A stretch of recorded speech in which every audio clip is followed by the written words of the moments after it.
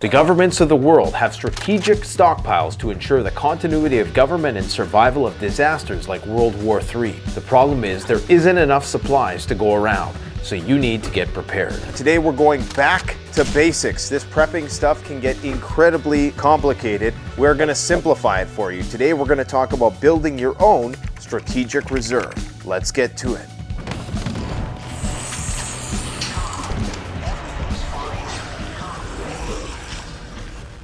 What is a strategic reserve? Governments of the world have these strategic reserves for all of the essentials of life. For example, in the United States, they have a strategic oil reserve. They have a strategic medicine stockpile. They also have a war reserve stock for ammunition and weapons. We also, in some countries, have strategic grain reserves. They even have 80,000 dams and reservoirs, man-made lakes, for the sole purpose of ensuring a water supply. There's even gold reserves. Why do you think there's gold reserves? Because they know that paper money someday might be worthless. As much as the government tries to prepare for emergencies, there's certainly not enough to go around, especially if there's a nationwide disaster. That's why the onus is on you, the individual, to make your own strategic reserve. So today we're going to be talking about building your own fuel reserve, building your own strategic medicine reserve, building your own strategic ammunition stockpile, your own food or grain reserve, and of course, water. So a strategic reserve is the reserve of a commodity or items that is held back from normal use by governments, organizations, or businesses in pursuance of a particular strategy or to cope with unexpected emergency events. One of the primary reserves that people are familiar with is the Strategic Oil Reserve. The Strategic Petroleum Reserve is a U.S. government complex of 4 sites with deep underground storage caverns created in salt domes along the Texas and Louisiana Gulf coasts. However, this reserve's ability to respond is limited. Consider that all of the oil in this reserve is unrefined. This isn't going to do us much good if refineries are disrupted in a national emergency. And almost all of these reserve storage sites are on the Gulf Coast. This potentially complicates distribution, especially considering this is a place which is prone to hurricanes. And furthermore, the law generally limits releases to times of national rather than regional disruption. What about the Strategic Medicine Reserve? Well, the Strategic National Stockpile, originally called the National Pharmaceutical Stockpile, is the United States National Repository for antibiotics, vaccines, chemical antidotes, antitoxins, and other critical medical supplies. In at least 10 government reports published from 2003 to 2015, federal officials predicted that the U.S. would experience a shortage of ventilators and other medical supplies in such case that a large-scale infectious disease outbreak occurred. Now, the actual supply of the drugs and supplies that comprise the Strategic National Stockpile are located in 12 secret locations, strategically placed throughout the United States. These locations appear to look like ordinary commercial warehouses, but inside the warehouses, supplies are stacked on shelves that can be measured 5 stories high. What about the Strategic Food Reserve, also known as the Strategic Grain Reserve?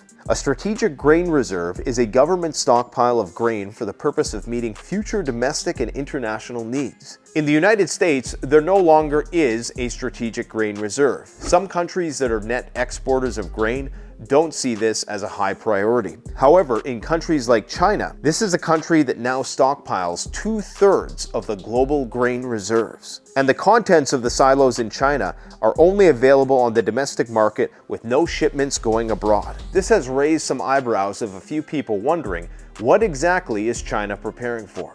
Now, in terms of water reservoirs, there's 84,000 dams and man-made water reservoirs throughout North America. A reservoir is a large, natural or artificial lake used as a water source or supply. Many arid countries like Mexico or North African or Arab states actually have designated strategic water reserves. However, in most places where water is in relative abundance, this is not particularly necessary. What about the Strategic Ammo Reserve? Well, this is actually called a war reserve stock, as some of you might be aware that the US has currently banned the export of firearms and ammunition for 3 months. The United States Department of Commerce said that it would stop issuing export licenses for most civilian firearms and ammunition for 90 days for all non-governmental users, citing national security and foreign policy interests, obviously with relation to the war. A war reserve stock, also known as pre-positioned stocks, this is a collection of warfighting material held in reserve in pre-positioned storage to be used during wartime. They may be located strategically depending on where it is believed they will be needed. In addition to military equipment, a war reserve stock might also include raw materials that might become scarce during wartime. And last but not least, there's the gold reserves. How much gold does the US have in reserve? And why do they have so much gold? The US gold reserves have more than 8,000 metric tons of gold. That's nearly as much gold as the next 3 countries combined. Obviously, in the case of a national or global emergency, paper money may no longer be recognized. So the question is, if the government has all of the aforementioned strategic reserves, why don't individuals? Prepping can get incredibly complicated in terms of how you should prioritize your limited amount of resources. Today, we're going to try to simplify the process for you. The most important things, as already mentioned, are fuel, medicine, ammunition, food, water, and gold and precious metals. That last one, quite frankly, is not entirely necessary, especially for a limited emergency situation. So starting with building your own strategic energy reserve. We've done extensive videos on this topic, so we're not going to go in great amounts of depth today. But on the table here, you can see we have some kerosene, we have some gasoline, we have a lead acid battery, we have some propane, and we have some fuel stabilizer. Having fuel stabilizer is going to be essential if you have a lot of fuel in storage and you don't plan on using it in 6 months, or you don't want to have to cycle it through as much. Gasoline has a limited shelf life of around 6 months to 12 months, depending on how it's stored. If you add fuel stabilizer, that can extend the life by around a year. Propane is an excellent fuel to store, although it is a little bit more volatile, so you do have to be careful. And of course, you can get larger tanks. A lot of people who have homesteads, acreages will have a larger designated propane reservoir, but you can also buy it in small amounts as well. And of course, there's other ways to acquire energy via solar, wind power. We've done numerous videos on getting a house outfitted with solar panels, as well as portable options. Kerosene can come in handy for heating and lighting, and it's also a less volatile fuel, as well as diesel. It's slightly less volatile and it will last a little bit longer as well. Fuel is going to be so essential in a collapse situation. Not the most essential potentially, but especially if you live in a winter climate, having some kind of fuel, some sort of combustible energy source, or in the very least, some sort of renewable energy source, is going to allow you to have adequate shelter. And propane is great, especially in winter environments, because you'll be able to utilize heaters that can keep your space warm. Now, building your own pharmaceutical medicine stockpile can be a little bit more complicated and take a little bit more work. Anybody can go down to the pharmacy and buy the over-the-counter stuff, but what a lot of people are concerned about is those medications that are only accessible if you have a prescription. Well, now there's a very easy way that you can do that. You can get a variety of different chronic health medications or medications that formerly would require that prescription, like antibiotics, hundreds of other medications through a program called Jace Medical. We've done extensive videos on this particular product line. I would encourage you to go and check that out. I will post a link in the description below. Medication is going to be a lifesaver, especially if you're a person who relies on those chronic medications. That is going to be of utmost importance for your survival. Now, moving on over here, I don't think this needs a lot of explanation. Just building your own ammunition stockpile. The ammunition prices continue to rise as a result of stocks being depleted worldwide as a result of all the wars that are currently being fought and likely will be fought in the not so distant future. So if you ever find a deal on ammunition, stockpile it. There are ways to store it so it lasts a little bit longer. It's incredible how fast ammunition can start to go during a wartime. I don't know the exact statistic, but as far as I know, For every soldier that dies in a war, it usually takes 10,000 to 100,000 bullets. So that should put in perspective of just how much ammunition you might actually need if things get really, really ugly. Food is no different, okay? I think a lot of people overestimate their ability to ration, and they underestimate the amount of need that might present itself in the form of your family members, your extended family, your friends, and a lot of people will say, well, we're just gonna shut the door and we're just gonna take care of ourselves, but that might not be the most strategic thing to do.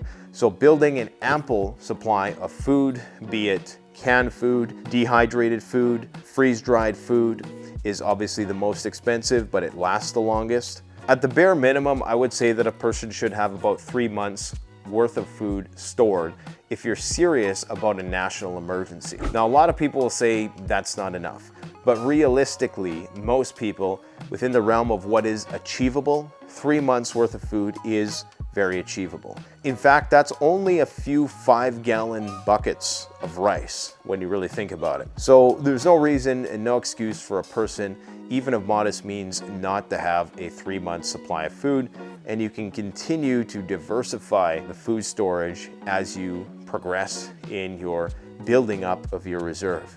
Lastly, there is water. Depending on where you are, water may or may not be a priority. Obviously, if you live in a more arid climate, then having a very large stockpile of water, possibly even having your own pond or reservoir on your property, might be something you want to consider. Now, where we live, water is in relative abundance. However, it still takes work to go out. So if you don't have a water source within 50 meters from where you are, then that could be challenging. It could pose a security risk. It's going to make things complicated. Obviously, in wintertime, water does freeze, so this is something else you have to consider. You'll have to keep your water in a place that's being heated. Basically, 3 approaches you can take to water. So you can just get yourself a water filter. That's a good place to start. Of course, that's a man-portable option, so that's not ado with storage and building your own personal reservoir.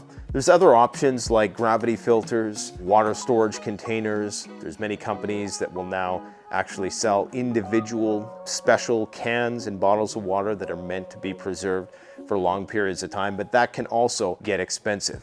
Myself personally, we use the 55-gallon drum tanks at home to store water. We also have a system called the waterful barrel system, which is a system that we've done a review on the channel before that allows you to constantly be replenishing and using your stored water supply. Again, that is not something that is going to work in winter. Many people will utilize the caged IBC totes, those big water tanks. You can pretty much find those anywhere. Plenty of water storage tanks options on the market. But if you do live in a climate where it doesn't go below freezing, there's no reason not to have some sort of rain catchment style system in your backyard that's feeding into one of these caged water tanks, or potentially just have something on your property that stores a large amount of water. And last but not least, we've also done numerous videos on precious metals. The gist of what I'm trying to say here today is that if you can cover all of these bases, that is going to provide you with all of your shelter in place needs. Now, we haven't talked about communication, various tools, various barterable items. The list goes on and on. But the idea with making this video is, as long as you have these core items, this is what 90% of your survival is going to be built around. All the other stuff is the final 10%. So I hope you found this video useful and insightful today. Once again, if you want any of these products, go through the links in the description. It helps support the channel. Anyways, guys, keep on prepping because chances are things are only going to get worse. Take care. Canadian Prepper out. The best way to support this channel is to support yourself by gearing up at CanadianPreparedness.com, where you'll find high-quality survival gear at the best prices, no junk, and no gimmicks. Use discount code PREPPINGGEAR for 10% off. Don't forget, the strong survive, but the prepared thrive. Stay safe.